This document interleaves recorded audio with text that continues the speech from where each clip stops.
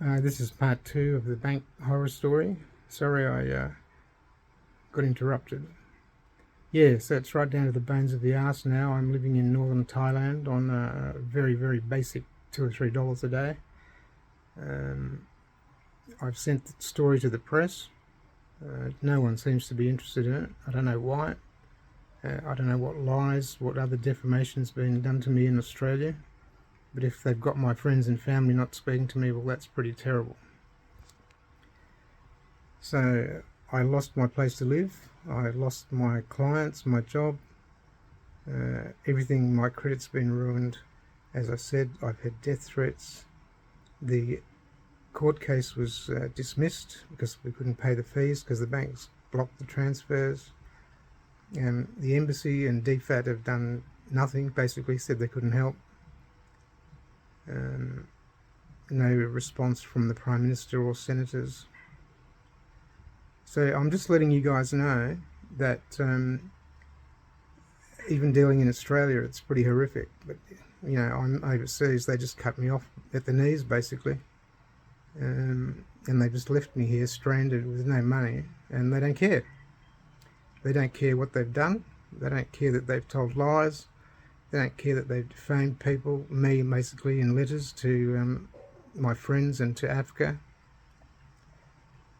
So this is a stern warning, guys. Be careful of banks. Too much control by banks. They have too much power. It's their decision whether you take your own money out of your account and where it goes and who it goes to and why. This has been an absolute horror story. I mean, my niece and nephew, no one speaks to me for 2 years nearly. It's just terrible. It's torn apart the family. It's destroyed our court claim. It's destroyed lives. Be very careful, guys. You know, I advocate that banks should not have so much power. It's just too much. All this digitalisation and all that sort of stuff. I don't know how many other Australians this affects with the banks. I've seen some other stories on the news. But please do be careful. Okay, guys, just letting you know that the banks strike again. They won't enter into any communication. No one will enter any communication, no government departments, nothing. So when you have a problem with the banks, a real problem, no one's going to help you. Just be aware of that.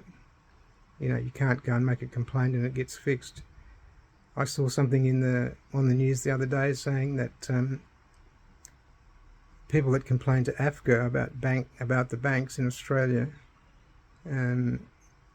Africa's resolution rate, meaning the claims that they agree to, is only 4.8%. 4.8%. That's less than 5 people in 100 get their claims satisfied. That's got to tell you something. Okay, guys, have a good day. I'm heading out again just to survive. Oh, by the way, just so you know, I'm 67 years old. I lived in Perth.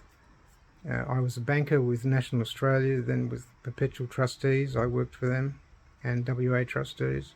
So I've been a banker and an investment manager for 48 years. I can tell you, these things being done by the banks these days are not normal. Something very weird going on. Okay, guys, have a good time.